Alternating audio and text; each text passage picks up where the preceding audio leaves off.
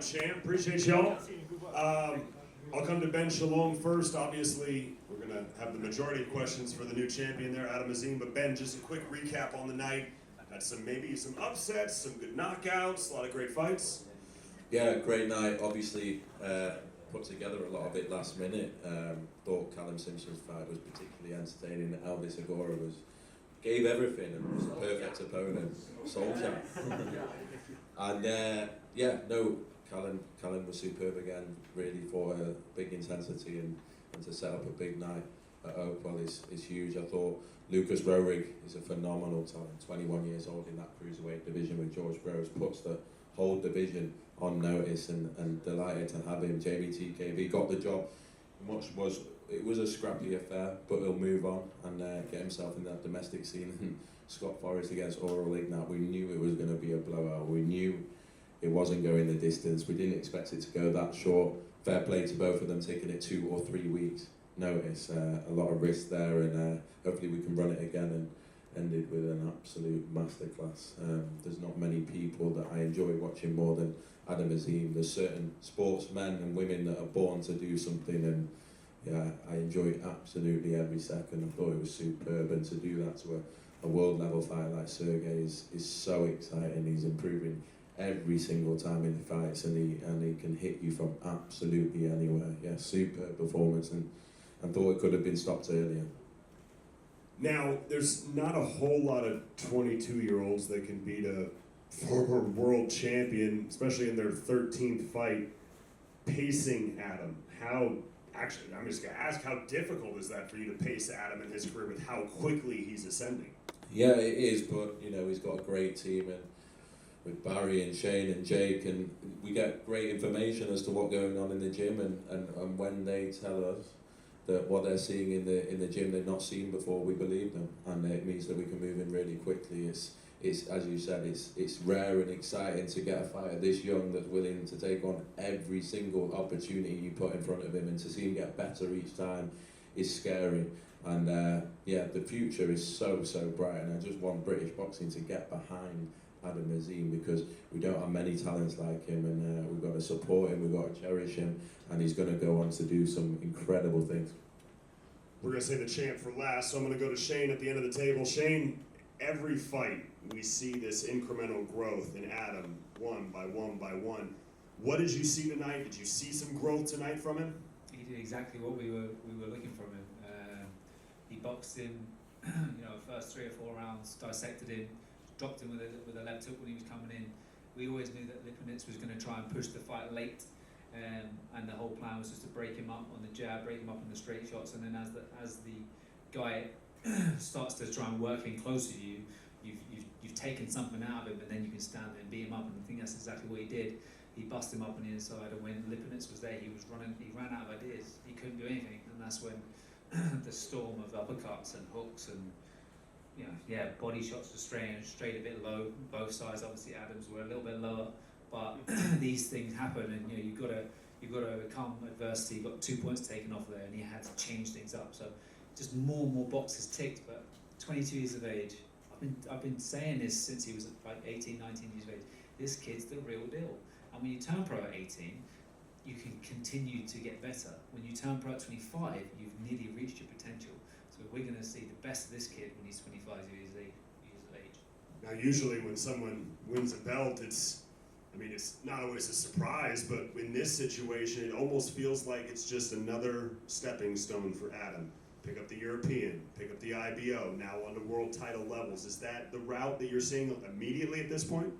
Of course, but the division's stacked. You've got Lopez there, you've got Devin Haney, you've got Ryan Garcia that's just about to move up to 147. So you've got great domestic names like Jack Cattrall, you've got Dalton Smith that's similar position, a lot older, but this kid's going places, and he's going there fast. So we have to.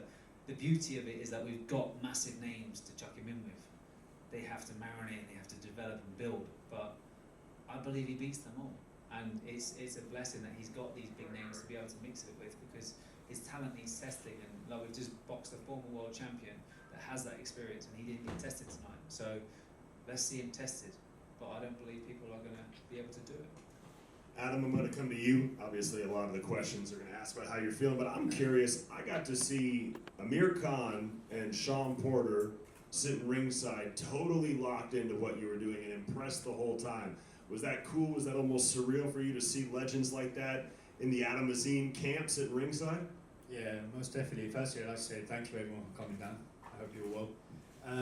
Yeah, I thought obviously my performance was amazing. You know, you had legends like Sean Porter there, even Amir Khan was there as well. So it was great for them to watch me as well. Put on a great performance, and for me, the main thing about this performance, I wanted to obviously put on a clinical performance. Like you guys see me from fighting from on the back foot to the mid range to the fighting from the inside. Because you guys haven't seen that. Like I did how many shoulder rolls I did there? Like 4 or 5 shoulder rolls. So you guys haven't seen that before. So this is like the next stage, the next level.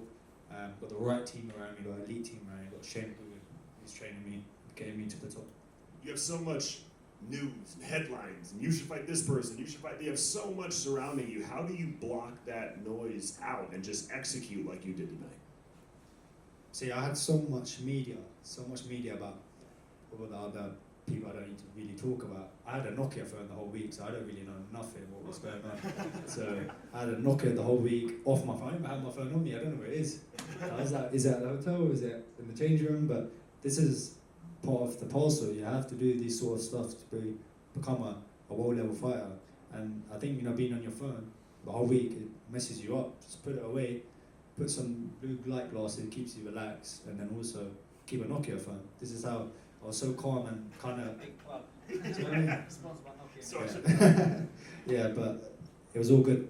Well, congratulations. I'm going to open it up to the floor. We got some microphones being passed around. Hands up already. Joey Mills from Sportsman Boxing. I wanted to ask your first fight against a former world champion. I wonder, what do you learn from fighting someone who's been at the very top of world level? Like, what do you learn from fighting a Sergey Lipinets? He's a pressure fighter. He's a very heavy hitter. So what I had to do, I had to be very patient in there. Like, I couldn't just go in and try to lose my head, and I just stay calm. Even though the low blows, I hit him with a few, but obviously that was my mistake. I apologise for that. But although I had to dissect him, I had to break him down. I knew those body shots, the jab to the body, the right to the body, and then the thing is about world class fighting, you have to be patient, and I was patient. That's great. Thanks, Adam. Congratulations. Nice. Boxing King Media. Question for Adam and Ben. I just spoke to Sergey Lipinets. He's had stitches on his tongue. He broke his nose. He's saying he thinks you're as good as the people like Devin Haney, Teofimo, Ryan Garcia. He's put you in that sort of class. How does that feel? Firstly, I wish him the best recovery. I hope he's really well. I hope he's, enjoying time with his family at the moment, and I pray that he gets better. And obviously hearing from Sergey Lipinets, he's a former IBF world champion, and a guy like that speaking about me, it's also I'm honoured for that, because he's a legend himself. Like, he's fought Bruce, Mike Garcia, and I've got so much respect for him. Obviously he told me straight away in the corner, you are unbelievable. So obviously I've got big respect for him, and it's big. Listen, I just don't think Adam Azim gets the respect he deserves. He'll get the respect of his opponents, but doesn't get the respect of you lot and the media here, because I just think he's a special talent. All they want to talk about is this name and that name, and they forget this guy's 22 years old and is moving like no one's moved before in this division from this country. I think I think we're at the start of something special, and the media need to recognise what a special talent this kid is, and his opponents will tell you that. This is David Dingender here from Madman.tv. How are you saying? You good? I'm good, man. How are you? Yeah, good. Congratulations on the win. You look a bit mad, man. I have to, come and represent. But all in all, congratulations on your win. Just want to ask you, in terms of, 2024 was a big year for you, and you started off on the right footing this year so far. What is it that you sort of learned throughout over the last 12 months that has sort of got you to this sort of level? See, there's obstacles that you have in your journey. I had an injury back in February, and I was out for quite a while. And the best thing for me, I was in the gym every single day, crafting, learning even more, because every day is a learning day. I was in the gym sparring all the time, learning my inside game, listening to Shane.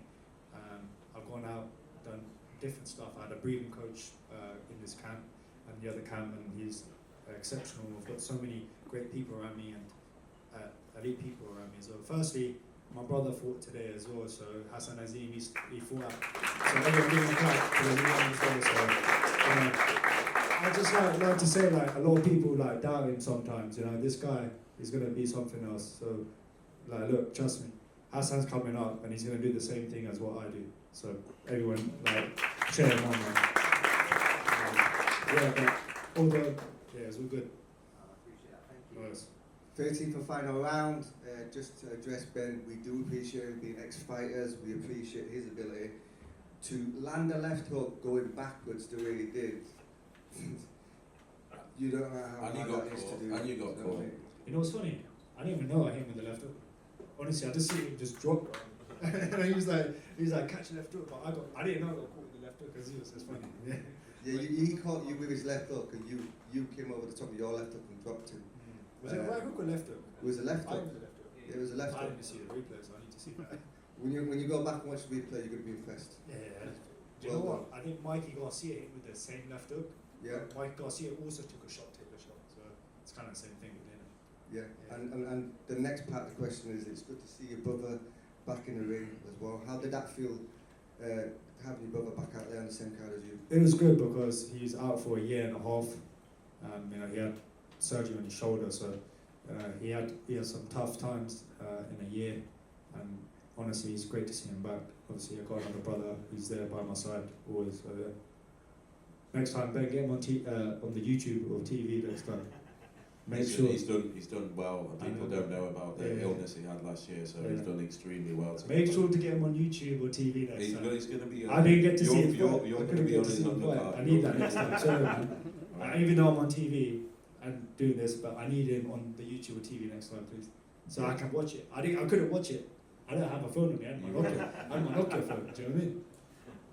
Gunman boxing, you tattooed him at times, you absolutely lit him up like a Christmas tree. Is your output and your punch volume the main thing that separates you from the rest of the other guys in your division? Do you know what? I think it's more of my accuracy, the speed. I have fast hands, but with fast hand come power, and I got both. So the thing is, I was very patient in there. That was the main thing, and I think I'm definitely a threat to the super lightweight division. A question for Adam and Ben. Hi. Congratulations, Adam. Fantastic performance. I thought it was a really mature, brilliant win. I guess it's what's next in 2025. And Ben, how quickly do we move Adam based on the way he dealt with a former world champion in that style tonight? Look, we've stepped up every single time, and it will be another step up. It will be whatever makes the most business sense, but at the end of the day, he's still developing in his career.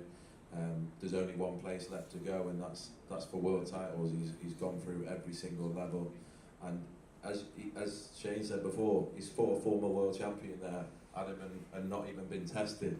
So I think it's big names only, and some big tests to come, but it's going to be a very exciting 12 months. Yeah, Pro Boxing fans, just a question for Shane. Obviously managing Adam's career, who would you like to see him in with? What's the perfect opponent next? It's a tricky one.